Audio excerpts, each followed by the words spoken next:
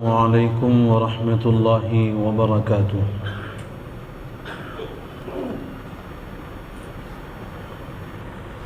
سورۃ البقرہ کا 13واں رکوع مکمل ہو چکا تھا۔ آج کی نشست میں 14ویں رکوع سے یعنی 14واں رکوع مکمل کیا جائے گا اور آیت نمبر 114 سے 121 تک کی آیات پر گفتگو ہوگی انشاءاللہ۔ اعوذ باللہ من الشیطان الرجیم، بسم اللہ الرحمن الرحیم۔ ومن اظلم ممن منع مساجد اللہ ان یذکر فیہا اسمہ وسعى فی خرابها أولئك ما كان لهم أن يدخلوها إلا خائفين لهم في الدنيا خزي ولهم في الآخرة عذاب عظيم ولله المشرق والمغرب فأينما تولوا فثم وجه الله إن الله واسع عليم۔ وقالوا اتخذ الله ولدا سبحانه بل له ما في السماوات والأرض كل له قانتون بديع السماوات والأرض وإذا قضى أمرا فإنما يقول له كن فيكون۔ وقال الذين لا يعلمون لولا يكلمنا الله أو تأتينا آية كذلك قال الذين من قبلهم مثل قولهم تشابهت قلوبهم قد بينا الآيات لقوم يوقنون۔ إنا أرسلناك بالحق بشيرا ونذيرا ولا تسأل عن أصحاب الجحيم۔ ولن ترضى عنك اليهود ولا النصارى حتى تتبع ملتهم قل إن هدى الله هو الهدى ولئن اتبعت أهواءهم بعد الذي جاءك من العلم ما لك من الله من ولي ولا نصير۔ الذين آتيناهم الكتاب يتلونه حق تلاوته أولئك يؤمنون به ومن يكفر به فأولئك هم الخاسرون۔ صدق اللہ مولانا العظیم۔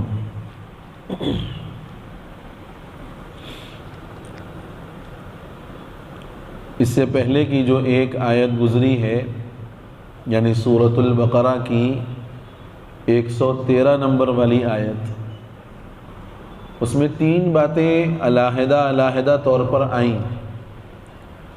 ایک یہ کہ یہود نے کہا کہ نصارہ حق پر نہیں، نصارہ نے کہا یہود حق پر نہیں، اور مکے کے مشرکین نے بھی کہا کہ مسلمان حق پر نہیں۔ گویا یہود بھی کہتے ہیں کہ ہم حق پر اور دوسروں کا انکار، عیسائی کہتے ہیں ہم حق پر دوسروں کا انکار، اور مکے کے مشرکین کہتے ہیں کہ ہم حق پر مسلمان ناحق پر۔ اتنی بات ہوئی گزشتہ آیات میں۔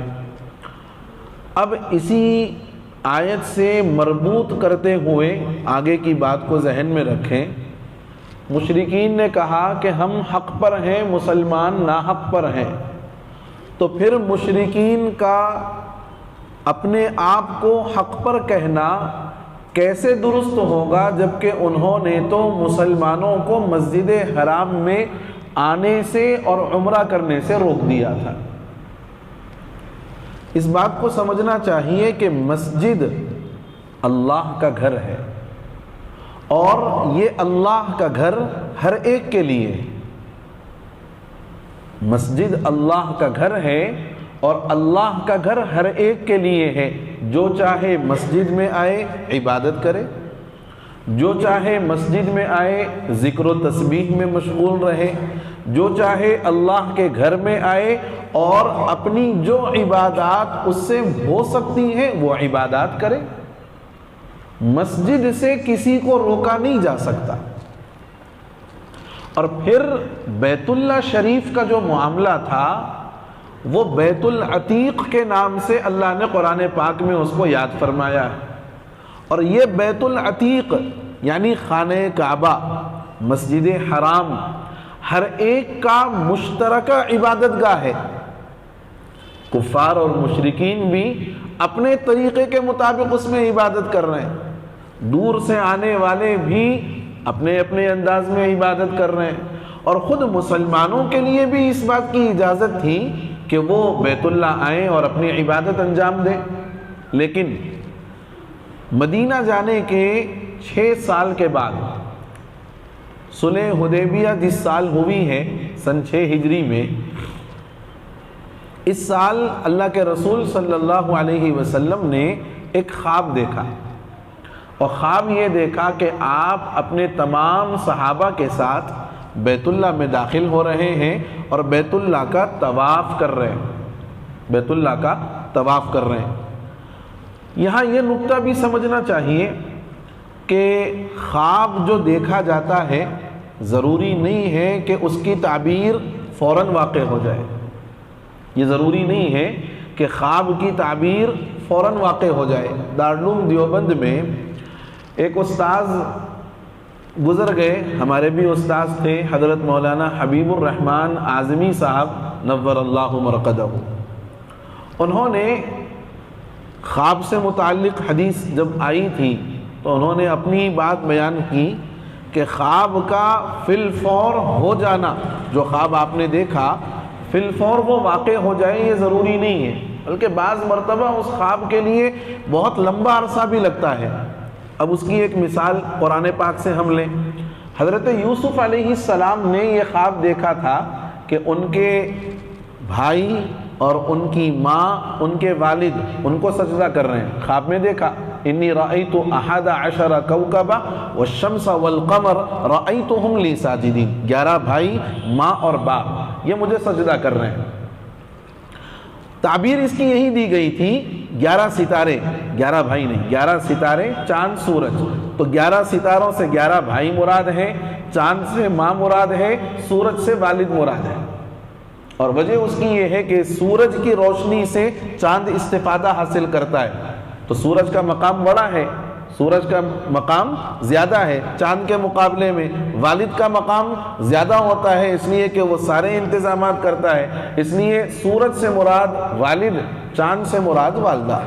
چاند کے اندر چونکہ روشنی ہوتی ہے لیکن وہ روشنی ہلکی ہوتی ہے، اس کے اندر نرمی ہوتی ہے، والدہ کے اندر بھی نرمی ہوتی ہے۔ سورج کے اندر حدت ہوتی ہے، سختی ہوتی ہے، والد اپنی اولاد کی تربیت کے سلسلے میں سخت ہوتا ہے۔ یہ تعبیر، اب اس تعبیر کا جو وقوع ہوا ہے، یہ خواب جو سچا ہوا ہے کہ 11 بھائی، ماں اور باپ نے حضرت یوسف کو سجدہ کیا ہے، 40 سال کے بعد ہوا ہے۔ خواب دیکھا حضرت یوسف نے بچپن میں، لیکن اس کی تعبیر جو ہوئی ہے 40 سال کے بعد۔ ایسے ہی مولانا حبیب الرحمن صاحب نے یہ کہا تھا کہ میں نے اپنے آپ کو خواب میں یہ دیکھا کہ دارالعلوم کی دارالحدیث کے اندر حدیث کی مسند لگی ہوئی ہے، جہاں استاذ اور محدث بیٹھ کر حدیث کا درس دیتے ہیں، اور اس مسند کے کسی کونے پر حضرت مولانا حبیب الرحمن نے اپنے آپ کو بھی دیکھا کہ میں بھی بیٹھا ہوا ہوں۔ یہ خواب دیکھا اور وہ کسی اور مقام پر پڑھا رہے تھے۔ اس خواب کے دیکھنے کے 16 سال بعد مولانا کو دارالعلوم کے اندر خدمت حدیث کے لیے بلایا گیا۔ تو معلوم یہ ہوا کہ خواب جو دیکھتے ہیں فی الفور واقع ہو جائے ضروری نہیں ہے۔ حضور نے بھی جو خواب دیکھا تھا، اصل مقصود یہ تھا کہ یہ فتح مکے کی بشارت تھی۔ خواب میں جو آپ نے عمرہ کرتے ہوئے دیکھا، یہ فتح مکہ کی بشارت تھی۔ حضور نے سمجھا کہ شاید یہ فوراً عمرے کا حکم دیا گیا ہے، کیونکہ نبی کا خواب بھی وہی ہوتی، نبی کا خواب بھی وہی ہوتی، تو حضور نے سمجھا کہ شاید علی الفور اس بات کا حکم دیا گیا ہے، اس لیے آپ اپنے صحابہ کو لے کر کے چلے گئے۔ جب مقام حدیبیہ پر پہنچے تو کفار اور مشرکین نے حضور کو اور مسلمانوں کو، صحابہ کو مسجد حرام اور مکے میں جانے سے روک دیا، اور وجہ یہ بیان کی کہ آپ لوگ وہ ہیں جنہوں نے بدر کے اندر ہمارے باپ کو، ہمارے بھائی کو، ہمارے چچا کو اور ہمارے دوسرے رشتہ داروں کو، دوست احباب کو ہم سے جدا کر دیا، ان کو قتل کر دیا۔ ہم آپ لوگوں کو اب بیت اللہ کا طواف کرنے بھی نہیں دیں گے اور مکے میں داخل ہونے بھی نہیں دیں گے۔ حالانکہ بیت اللہ بیت العتیق ہے، سب کی مشترکہ عبادت گاہ ہے، کسی کی اجارہ داری نہیں ہے۔ حتیٰ کہ مسئلہ یہاں تک لکھا ہوا ہے، میں مسئلہ بتا رہا ہوں بھائی، میں مسئلہ بتا رہا ہوں بہت احتیاط کے ساتھ، کہ اگر کسی بندے نے اپنی زمین مسجد کے لیے وقف کر دی تو مسجد کے لیے وقف کر دینے کے بعد اب اس زمین پر واقف کی بھی کوئی ملکیت نہیں ہوتی۔ آپ نے اگر مسجد کے لیے کوئی زمین وقف کر دی ہے تو اس زمین پر مسجد کے نام پر وقف کر دینے کے بعد آپ کی بھی ملکیت نہیں ہے، وہ اللہ کی ملکیت میں آ گئی۔ یہ مسئلہ لکھا ہے، تو مسجد سب کے لیے ہے، انہوں نے روکا، کفار اور مشرکین نے روکا۔ ان کی مذمت میں اللہ رب العزت نے یہ آیات نازل فرمائی۔ کیا فرماتے ہیں اللہ؟ وَمَنْ أَظْلَمُ، اور اس شخص سے بڑا ظالم کون ہوگا، اس شخص سے بڑا ظالم کون ہوگا، مِمَّن مَنَعَ مَسَاجِدَ اللَّهِ، جو لوگوں کو اللہ کے گھر سے روکے اس بات سے أَن يُذْكَرَ فِيهَا اسْمُهُ، کہ اس میں اللہ کا نام ذکر کیا جائے۔ مسلمان جو بیت اللہ میں جا رہے تھے، اللہ کا نام لینے جا رہے تھے، عمرے کی عبادت ادا کرنے کے لیے جا رہے تھے، اور تم نے روکا تو مسلمانوں کو مسجد میں اللہ کا نام لینے سے روک دیا، تو اس سے بڑا ظالم کون ہوگا؟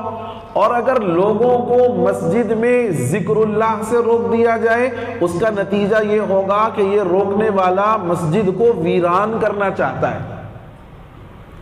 لوگ آئیں گے، عبادت کریں گے، مسجد آباد ہوگی۔ مسجد کس کا نام ہے؟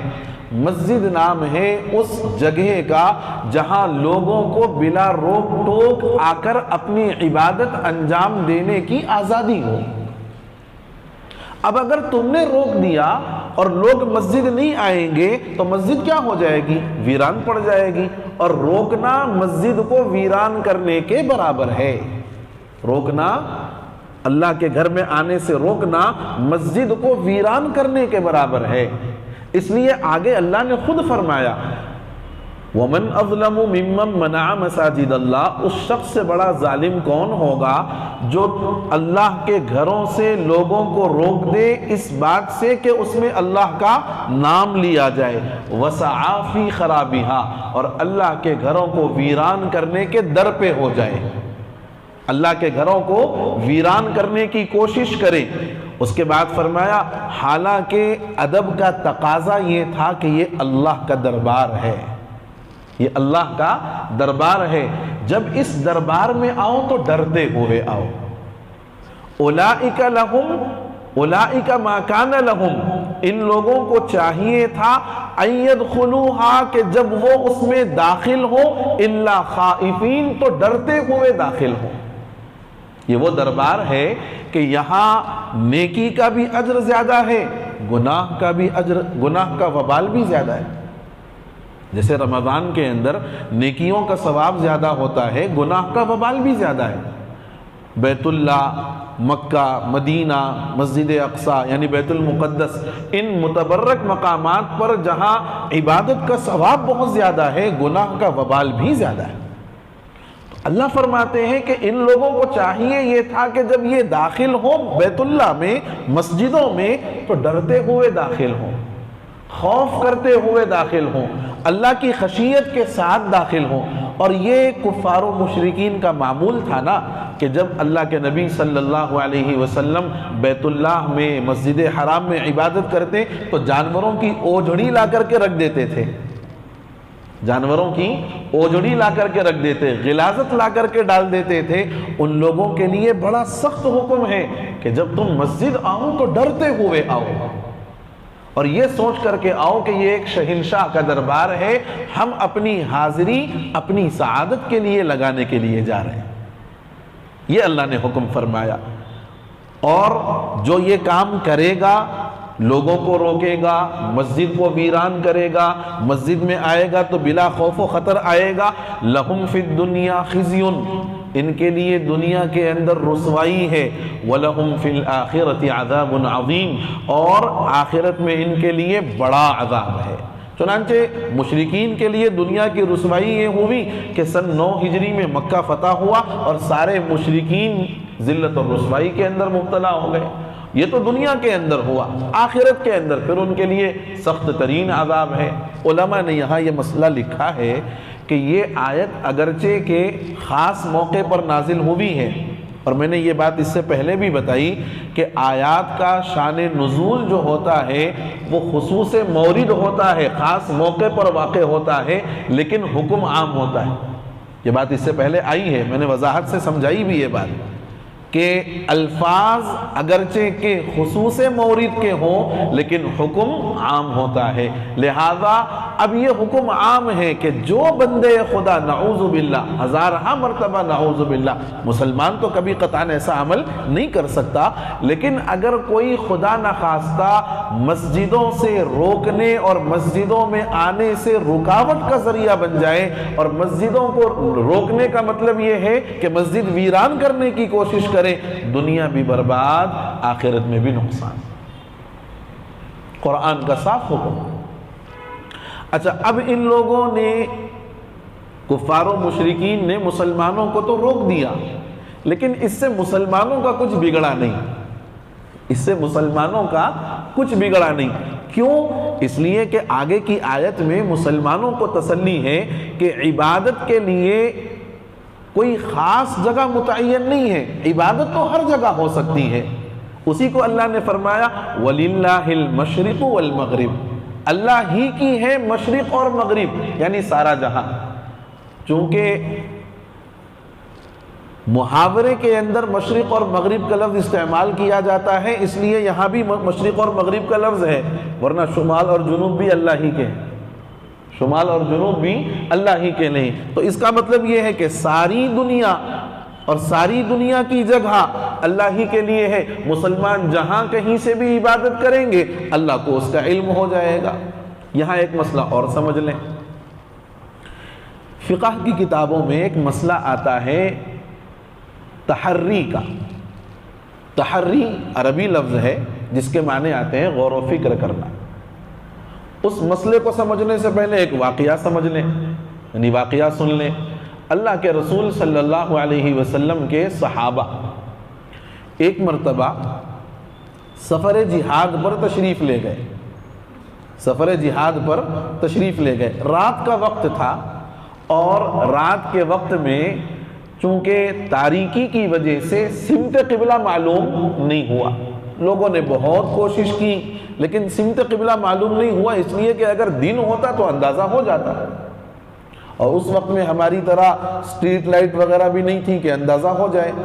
تو صحابہ نے غور و فکر کیا، اور غور و فکر کر کے جس کو جو سمت قبلہ سمجھ میں آئی اس طرف رخ کر کے نماز پڑھ لی۔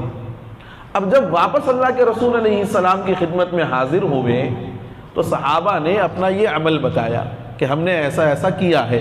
حضور نے فرمایا کہ ہر ایک کی نماز ہو گئی۔ چنانچہ یہاں مسئلہ یہ ہے کہ اگر کسی پر قبلہ مشتبہ ہو جائے، قبلہ معلوم نہ ہو، وہ غور و فکر کرے، اور ساتھ میں یہ بھی حکم ہے کہ قبلہ مشتبہ ہو جائے اور کوئی بتانے والا بھی نہ ہو کہ قبلہ کہاں ہے، تو ایسے موقع پر غور و فکر کرے گا۔ غور و فکر کر کے اگر صحیح سمت قبلہ معلوم ہو گیا، نماز پڑھ لی فبیہا و نعمت، اور اگر خدا نہ خواستہ غلط سمت ہی کو قبلہ سمجھ لیا تھا اپنے غور و فکر کی وجہ سے، اگر وقت کے اندر معلوم ہو جائے کہ میں نے غلط رخ کی طرف پڑھا یا وقت کے بعد معلوم ہو جائے، دونوں صورتوں میں نماز کے اعادے کی ضرورت نہیں ہے، نماز کے اعادے کی ضرورت نہیں ہے۔ کیوں؟ اس لیے کہ یہاں اس بندے نے اپنی سوچ و فکر اور غور و فکر کے ساتھ سمت قبلے کو متعین کیا ہے، مشتبہ ہو جانے کی وجہ سے یہ مسئلہ لکھا ہوا ہے۔ لیکن یہاں ایک سوال پیدا ہوگا کہ جب ساری جگہیں اور ساری سمتیں اللہ ہی کے لیے ہیں تو عام حالات میں فرض نماز کے واسطے قبلے کا رخ اور حج کے لیے کعبۃ اللہ کیوں مقرر کیا گیا؟ سوال سمجھ میں آیا کہ جب ساری سمتیں اللہ ہی کے لیے ہیں اور اللہ کی کسی بھی سمت میں عبادت کرو اللہ ہی کو پہنچے گی، تو پھر عام حالات میں فرض نمازوں میں سمت قبلہ کو اور حج کے اندر بیت اللہ کو کیوں رخ بنانے کا حکم دیا گیا ہے؟ دو جواب۔ حج میں بیت اللہ کو اسمبلی پوائنٹ مقرر کیا گیا ہے۔ بیت اللہ اسمبلی پوائنٹ ہے، پوری دنیا کا سنٹر ہے، آپ جانتے ہیں۔ تو اب ساری دنیا کے لوگوں کو یہ حکم دیا گیا کہ جب تم اس گھر کے پاس آؤ تو تمہارا قبلہ، تمہارا رخ، تمہارا کعبہ یہی ہونا چاہیے، تاکہ اس مقام پر جانے کے بعد ہر آدمی اپنے ذہن سے کسی ایک سمت کو متعین کر لے گا تو پھر جو اجتماعیت ہونی چاہیے وہ اجتماعیت برقرار نہیں رہتی۔ اسی لیے آگے اللہ نے فرمایا بیت اللہ مثابۃ للناس، اجتماع کی جگہ ہے، اور اجتماع میں اسی وقت یوں سمجھیے کہ ترتیب اور منظم انداز کا کام ہوتا ہے جب سارے لوگ متعینہ طور پر ایک چیز کو فالو کریں۔ یہ تو ہوا حج میں بیت اللہ کو سنٹر پوائنٹ مقرر کرنے کی وجہ۔ عام نمازوں میں ہم سارے کہتے ہیں کہ 2 رکعت نماز پڑھتا ہوں فجر کی واسطے اللہ کے، منہ میرا کعبہ شریف کی طرف، تو یہ کعبے کو عام نمازوں میں قبلہ مقرر کرنے کی وجہ ہے کہ مسلمانوں کی اجتماعیت اور ان کا اتحاد برقرار رہے، کہ ساری دنیا میں مسلمان جب نماز کا وقت آئے تو ساری چیزوں کو بھلا دیتے ہیں لیکن قبلے کو نہیں بھولتے اور قبلے سے اپنے رخ کو نہیں ہٹاتے۔ اگر عام نمازوں میں اس کی اجازت دے دی جائے کہ بھئی تم کو جو رخ سمجھ میں آ رہا کر لو آپ، تو پھر نماز نہیں رہے گی بلکہ کوئی اور چیز بن جائے گی۔ ہر محلے کا قبلہ الگ ہو جائے گا، بلکہ ہر مسجد کا قبلہ الگ ہو سکتا ہے۔ اس لیے یہ مسلمانوں کی اجتماعیت اور ان کی شیرازہ بندی کے واسطے قبلے کو مقرر کیا گیا ہے۔ اسی کو فرماتے ہیں وَلِلَّهِ الْمَشْرِقُ وَالْمَغْرِبُ، اور اللہ ہی کی ملکیت ہے مشرق اور مغرب۔ فَأَيْنَمَا تُوَلُّوا فَثَمَّ وَجْهُ اللَّهِ، تو تم جس طرف بھی رخ کرو گے فَثَمَّ وَجْهُ اللَّهِ، تو تم اللہ کی ذات کو پالو گے، اللہ کی ذات کو پالو گے۔ ان اللہ واسع، اللہ تعالیٰ وسعت والے ہیں، اس لیے ان حالات میں جہاں قبلہ معلوم نہ ہو اجازت دی کہ تحری کر کے نماز پڑھ لو، اور علیم بھی ہے، جانتے ہیں کہ لوگوں کی مصلحتیں الگ الگ ہوتی ہیں، اس لیے فرمایا کہ حج کے اندر اور فرض نمازوں کے اندر قبلہ متعین کر دیا گیا۔ آگے فرماتے ہیں یہود، نصارہ اور مشرکین، ان تینوں کا ایک نظریہ تھا، غلط نظریہ۔ وہ یہ کہ یہود نے کہا کہ حضرت عزیر علیہ السلام اللہ کے بیٹے ہیں، نصارہ نے کہا کہ حضرت عیسیٰ علیہ السلام اللہ کے بیٹے ہیں، مشرکین نے کہا کہ فرشتے اللہ کی بیٹیاں ہیں، فرشتے اللہ کی بیٹیاں ہیں۔ اللہ نے 5 طریقے سے اس بات کا جواب دیا ہے کہ اللہ کو اولاد کی ضرورت ہی کیا ہے، اولاد کی ضرورت کیوں ہوتی ہے؟ بولو نا بھائی، اولاد کی ضرورت کیوں ہوتی ہے؟ آدمی جب بوڑھا ہو جائے اور اس کو سہارے کی ضرورت پڑے تو وہ یہ چاہتا ہے کہ میری اولاد میرے بڑھاپے کا سہارا بنے۔ عام طور پر ہم لوگ بولتے بھی ہیں کہ بھئی یہ تو ہمارے بڑھاپے کی لاٹھی، بولتے نا، اولاد کی ضرورت ہوتی ہے بڑھاپے میں بطور خاص، اور بڑھاپے کے اندر آدمی کے اندر کمزوری اور نقاہت آ جاتی ہے، جس کی وجہ سے وہ عاجز ہو جاتا ہے اپنے کام کرنے سے۔ اور اللہ تعالیٰ عجز سے بے نیاز ہے، اللہ تعالیٰ عجز سے بے نیاز ہے، اللہ عاجز نہیں ہے، اللہ تو قادر ہے، اللہ تو قادر ہے، قدیر ہے، مقتدر ہے۔ اللہ کو کوئی عجز ہے ہی نہیں کہ جو اولاد کی ضرورت پڑے۔ یہ تو ایک وجہ ہو گئی جو ہم اپنے پوائنٹ آف ویو سے سوچ رہے ہیں۔ اب عقل سے سوچو کہ اللہ کے لیے اگر اولاد ہوگی تو اس کی دو صورتیں، یا تو وہ بھی اللہ جیسا ہی واجب الوجود ہوگا، اللہ جیسا ہی واجب الوجود ہوگا، جیسے اللہ ہمیشہ سے ہے، ہمیشہ ہے، رہیں گے، تو ان کی اولاد اگر مان لو تو وہ بھی واجب الوجود ہونی چاہیے۔ اور قرآن کہتا ہے لیس کمثلہ شیء، اللہ جیسا کوئی نہیں، اللہ جیسا کوئی نہیں، لہذا اللہ جیسا ہو کر کے اولاد ہونا یہ بھی ممکن نہیں۔ دوسرا، یا تو وہ اولاد نعوذ باللہ نقل کفر نباشت کے تحت کہہ رہا ہوں کہ اللہ سے پیدا ہوئی ہوگی۔ اب اگر اللہ سے پیدا ہوئی ہوگی تو پوری کائنات تو اللہ کی پیدا کی ہوئی ہے، پوری کائنات اللہ کی پیدا کی ہوئی ہے، اور کائنات کے سلسلے میں اللہ نے فرمایا کہ یہ میری ملکیت ہے، اور اولاد ملکیت نہیں ہوتی، اولاد آزاد ہوتی۔ ملکیت سے مراد جیسے غلام ہماری ملکیت میں ہوتا ہے وہ، اور پوری کائنات کے سلسلے میں اللہ نے جو فرمایا وہ اسی ملکیت کو سمجھایا ہے کہ یہ میری ایسی ملکیت ہے کہ میں جو حکم دوں فوراً کر لے گی۔ اور ساری کائنات اللہ کی مطیع اور فرما بردار ہوتی ہے۔ اولاد میں بعض اولاد مطیع بھی ہوتی ہے، بعض اولاد غیر مطیع بھی ہوتی ہے، نافرمان بھی ہوتی ہے۔ تو عقلی اعتبار سے بھی اگر سوچا جائے تو اللہ کے لیے کوئی اولاد قطعی نہیں ہو سکتی۔ جب تم یہ کہتے ہو کہ ہم حق پر ہیں تو پھر اللہ کی ذات میں اتنا بڑا عیب لگانا یہ کون سا دین حق ہے؟ نصارہ کہیں ہم حق پر، یہود کہیں ہم حق پر، مشرکین کہیں ہم حق پر، تینوں کے تینوں کہتے ہیں ہم حق پر ہیں، پھر اللہ کے لیے اولاد ثابت کر رہے ہیں۔ اللہ کے لیے اولاد ثابت کرنا گویا اللہ کی ذات میں عیب لگانا ہے، اور اللہ ہر عیب سے پاک منزہ ہے، ہر عیب سے پاک اور منزہ ہے، اس کی ذات بے عیب ہے۔ لہذا اولاد کا عقیدہ رکھنا یہ خود اپنے ناحق ہونے کی دلیل ہے۔ اسی کو فرماتے ہیں وَقَالُوا اتَّخَذَ اللَّهُ، اور ان لوگوں نے کہا کہ اللہ نے اولاد بنا لی۔ سبحانہ، بڑی عجیب بات کہہ رہے ہو، اللہ تو پاک ہے، بے نیاز ہے۔ بل لہ ما فی السماوات والارض، جو کچھ آسمان و زمین میں ہے وہ سب اس کی مملوک ہے، اولاد مملوک نہیں ہوتی۔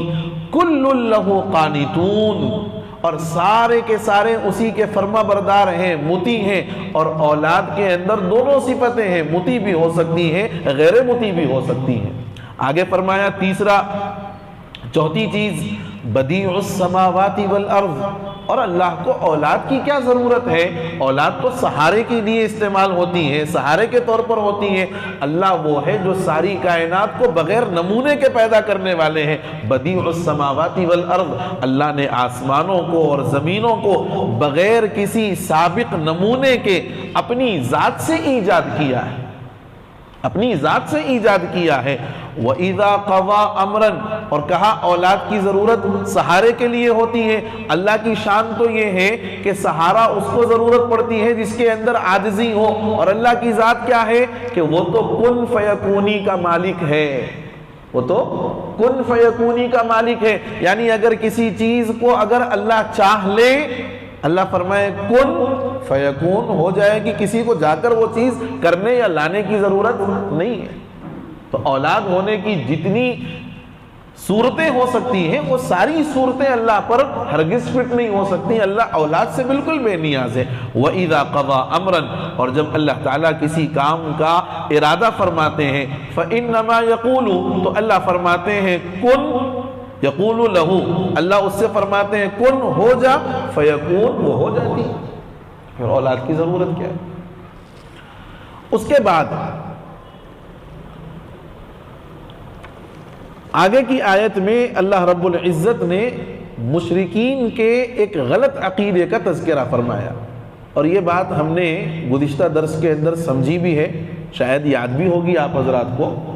میں نے حضرت صالح علیہ السلام کی اونٹنی کا قصہ سنایا تھا گزشتہ، اور وہاں یہ بات آپ کو سمجھائی تھی کہ بعض مسلمانوں کے ذہنوں میں یہ سوال آتا تھا صحابہ کرام کے دور میں کہ بھئی یہ لوگ جو معجزے کا مطالبہ کر رہے ہیں، اگر وہ مطالبہ ان کو پیش کر دیا جائے، ممکن ہے کہ یہ ایمان لائیں گے، اسلام کی ترقی ہوگی، مسلمانوں کی اجتماعیت میں اضافہ ہوگا، ایسا کیوں نہیں ہوتا کہ جو یہ چاہتے ہیں وہ ان کو پیش کر کے کیوں نہیں دیا جاتا؟ تو دو سوال یہاں مشرکین کے ہیں بطور خاص۔ ایک سوال کہ اللہ خود کیوں نہیں آ جاتے اور آ کر یہ کیوں نہیں کہہ دیتے کہ ہاں محمد ہمارے رسول ہیں اور ان کا دین سچا ہے، ان کو مانو۔ اگر اللہ آ کر کے یہ خود کہہ دے ہم مان لیں گے۔ دیکھو یہ کون سا مطالبہ ہے؟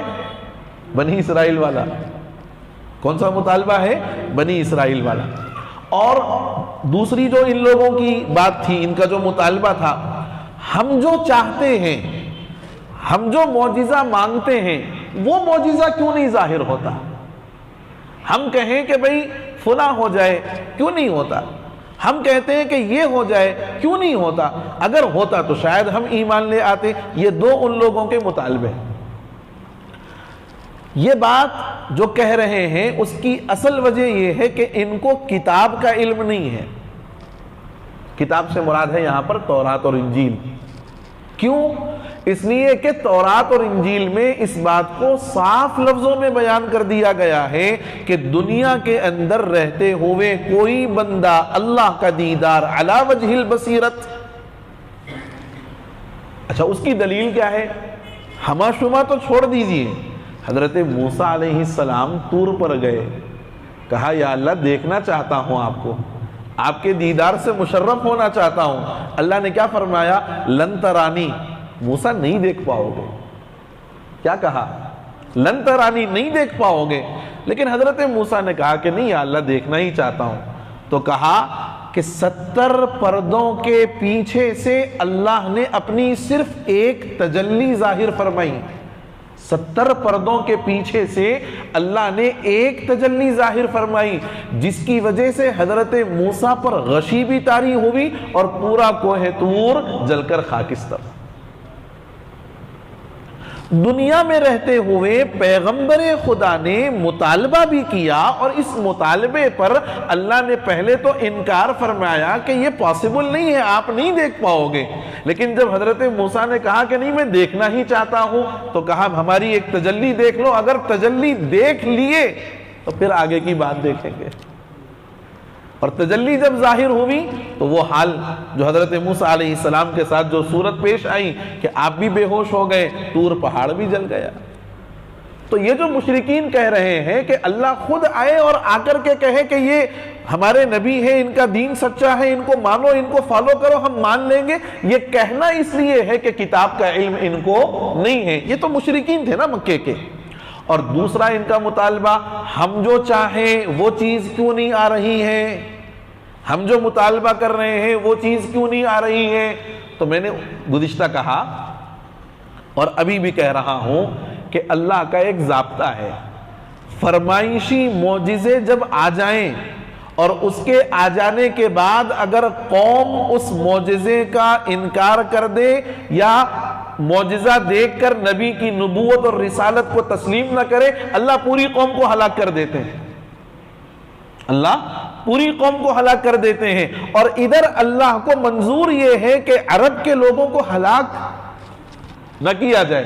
کیوں؟ اس لیے کہ ان کے واسطے سے پوری دنیا میں دین پھیلنا ہے۔ حجۃ الوداع کا وہ خطبہ آپ کے ذہن میں ہوگا کہ جس طرف صحابہ کے گھوڑوں کا رخ تھا، صحابہ اس طرف نکل گئے اور جس علاقے میں پہنچے وہاں جا کر کے دین پھیلایا، بلغوا عنی ولو آیا کے تحت۔ یہ اللہ کو منظور تھا، اس لیے کفار اور مشرکین نے بار بار مطالبہ کیا، لیکن وہ مطالبہ پورا نہیں ہوا، لیکن اس کے بجائے بڑے بڑے معجزات اللہ نے ان کے سامنے ظاہر کر دیے۔ حضور کے ہاتھ میں آنے والے وہ کنکر خود کلمہ پڑھ لیں۔ میں نے اس سے پہلے بھی ایک جمعہ کے اندر شاید کہا ہوگا کہ حضور کے معجزات میں ایک معجزہ ہے، آپ کے ہاتھ میں کنکر ہے۔ ابو جہل نے کہا، ابو جہل کے ہاتھ میں کنکر ہے، ابو جہل کے ہاتھ میں کنکر ہے، اور ابو جہل حضور کے پاس آ کر کے کہتا ہے بتاؤ محمد اگر تم سچے نبی ہو تو میرے ہاتھ میں کیا ہے؟ حضور نے فرمایا میں کیا بتاؤں کہ تیرے ہاتھ میں کیا ہے، تو ان کنکریوں سے پوچھ کہ میں کون ہوں۔ جب اس نے ہاتھ کھولا تو کنکریوں نے کلمہ طیبہ پڑھ لیا۔ یہ میرے نبی کی شان ہے۔ تو حضور کے معجزات تو بڑے بڑے ظاہر ہو گئے، لیکن جب دل کے اندر قبول کرنا نہ ہو اور آنکھوں پر عناد کا چشمہ ہو تو پھر لاکھ معجزات آ جائیں، سامنے قبول کرنے والا نہیں قبول کرتا۔ ہمارے یہاں ایک مثل مشہور ہے، بھائیسوں والے کی لات بھی بھاتی، نہیں بھائیسوں والے کی بات بھی نہیں بھاتی، مثل مشہور ہے۔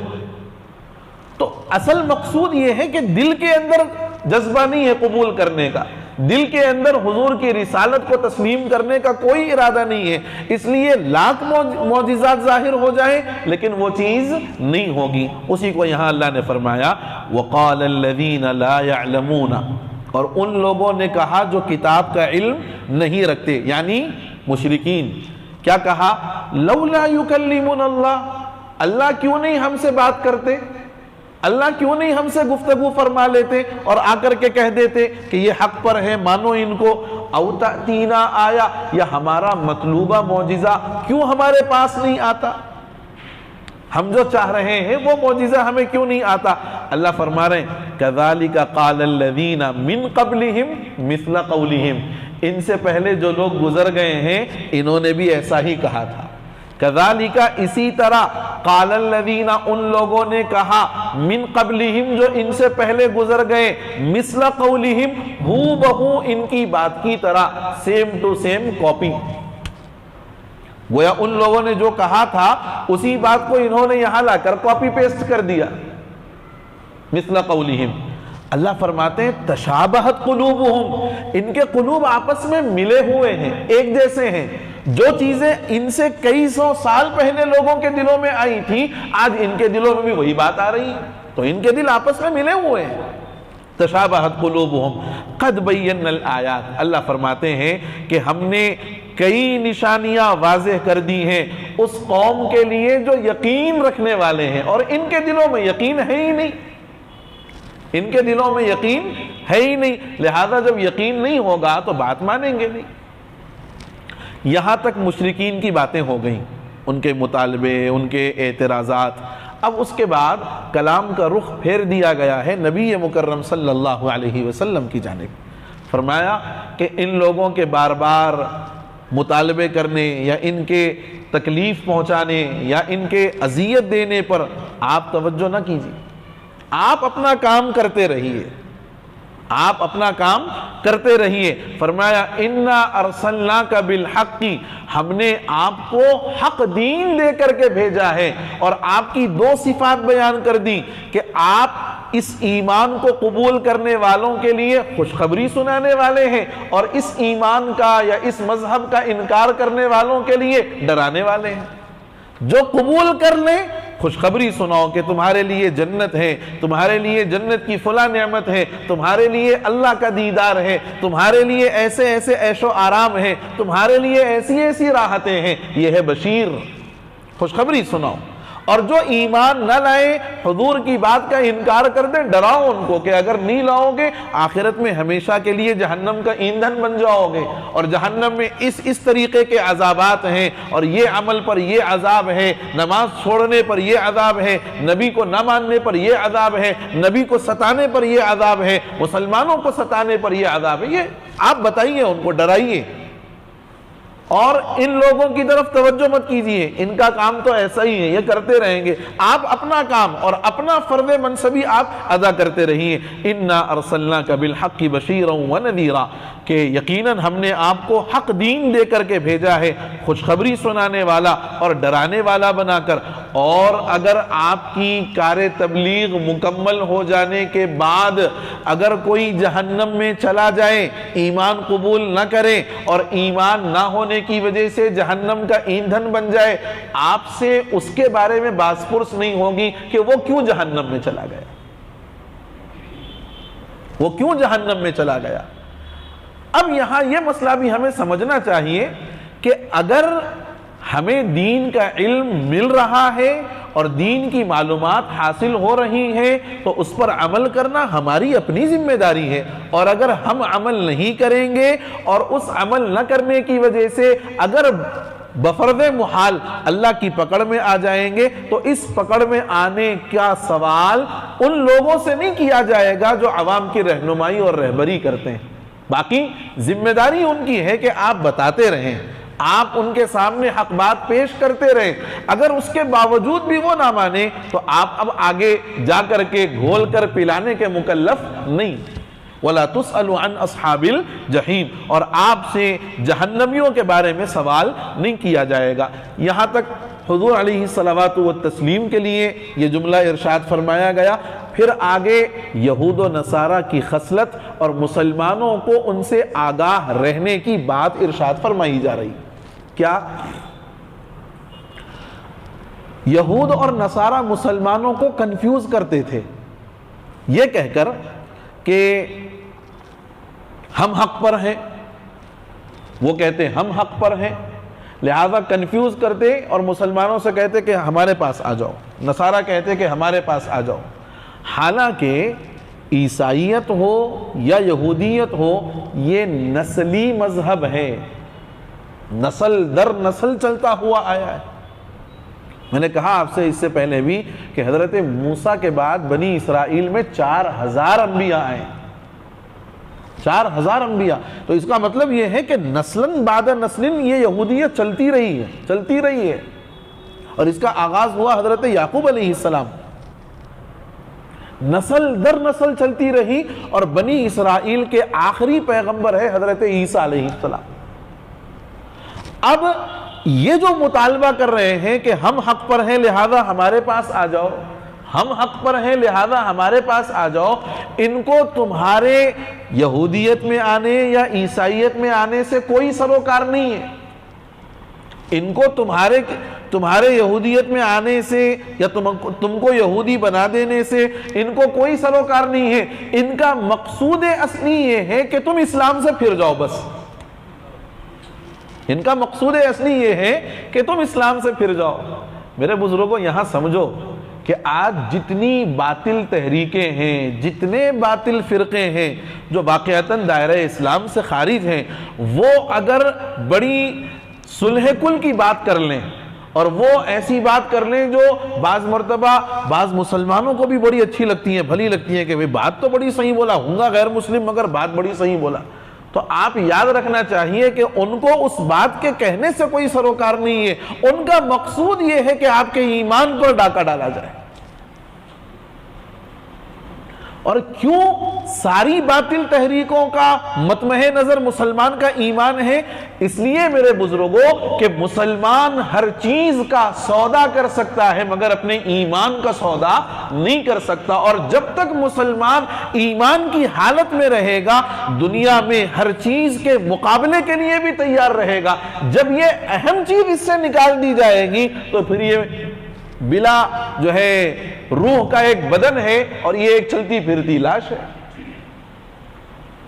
جاؤ اگر تحقیق کرنی ہو تو تحقیق کر کے دیکھ لو کہ جن مسلمان بچیوں نے اللہ ان کو ہدایت دے دے، وہ ہماری بہنیں ہیں، وہ ہماری بیٹیاں ہیں، جنہوں نے اپنے ایمان اور اسلام کو خیر آباد کہا اور غیروں کے ساتھ شادیاں کر لی۔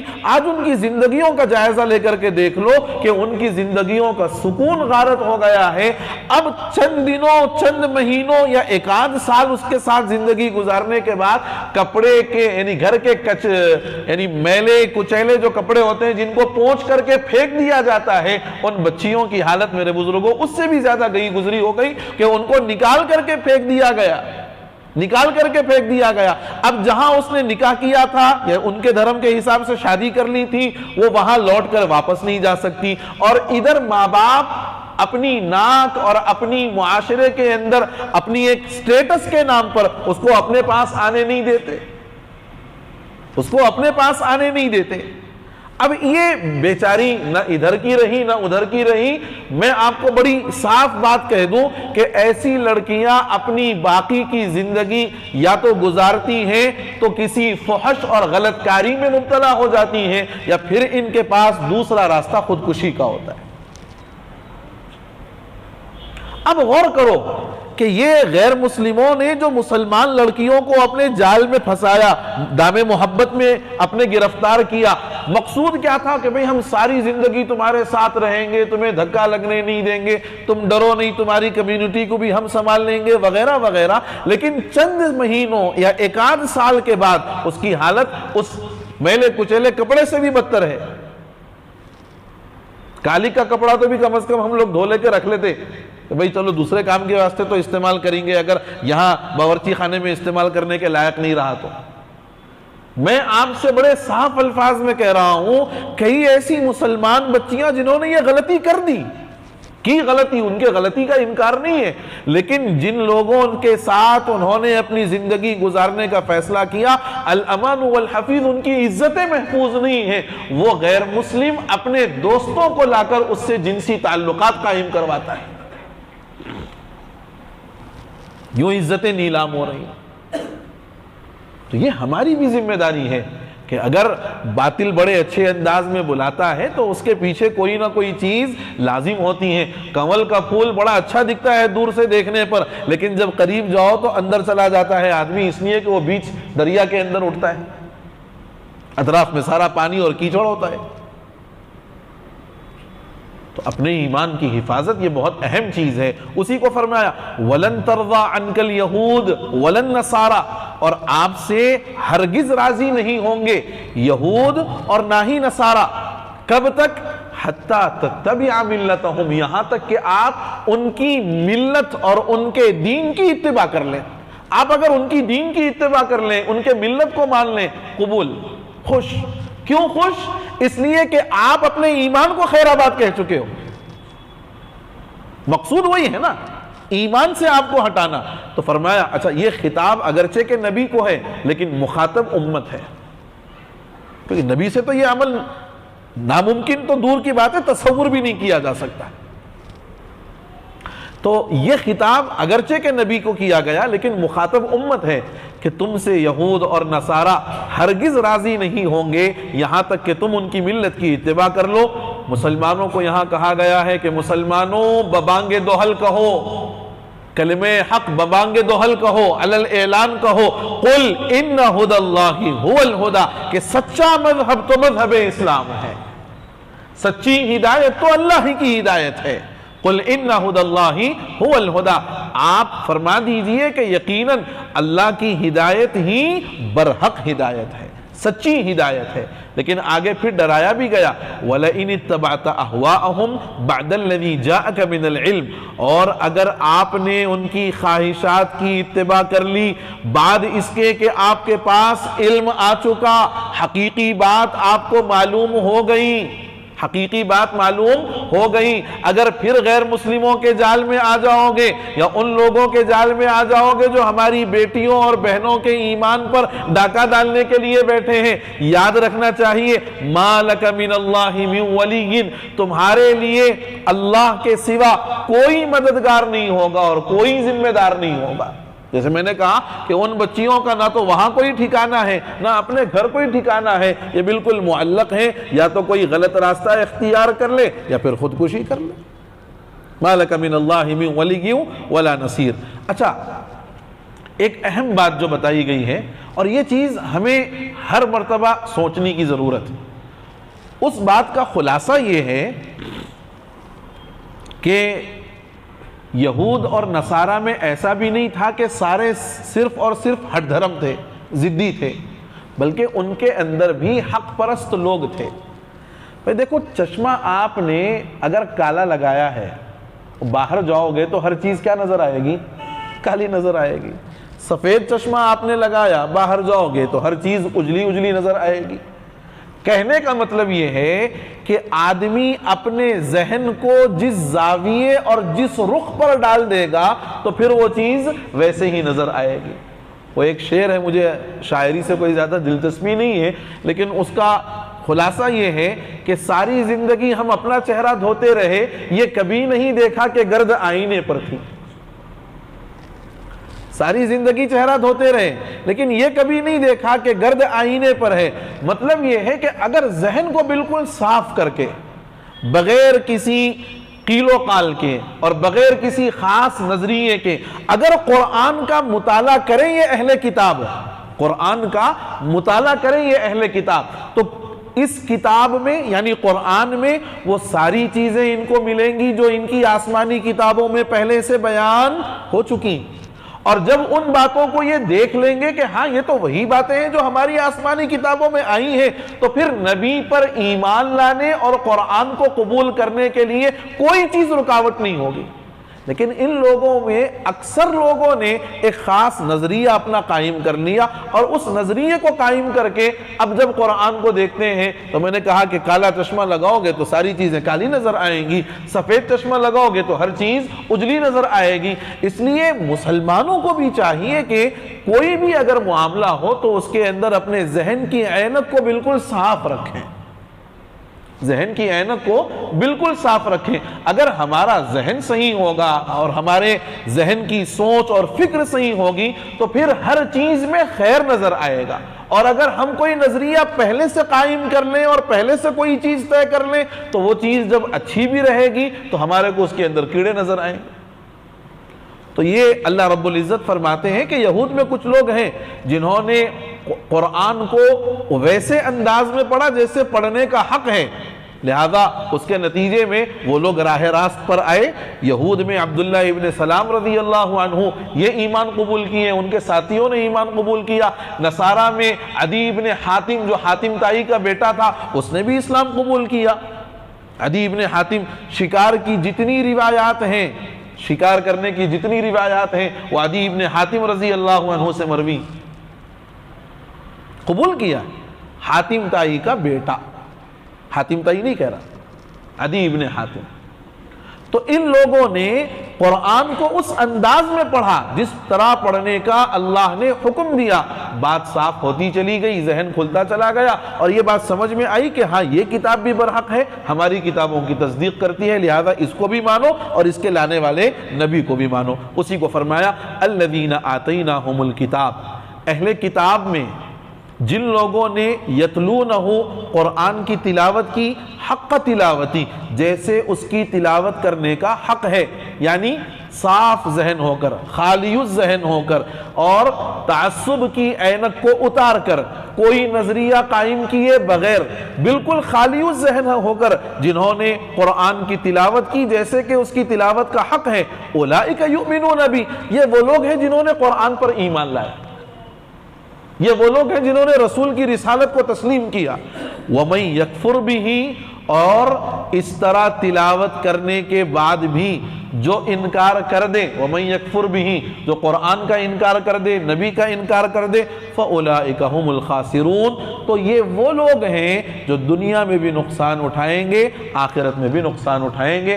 اللہ سے دعا ہے کہ اللہ تعالیٰ مجھے آپ کو، ساری امت مسلمہ کو قرآن کو صحیح معنی میں سمجھنے، قرآن کو صحیح معنی میں یاد کرنے اور اس کے احکامات پر اپنی زندگی میں عمل کرنے کی توفیق خیر نصیب فرما دے، آمین۔ الحمدللہ رب العالمین، والصلاة والسلام علی سید الانبیاء والمرسلین وعلی آلہ وصحبہ اجمعین۔ اللہم ارنا الحق حقا وارزقنا اتباعہ وارنا الباطل باطلا وارزقنا اجتنابہ۔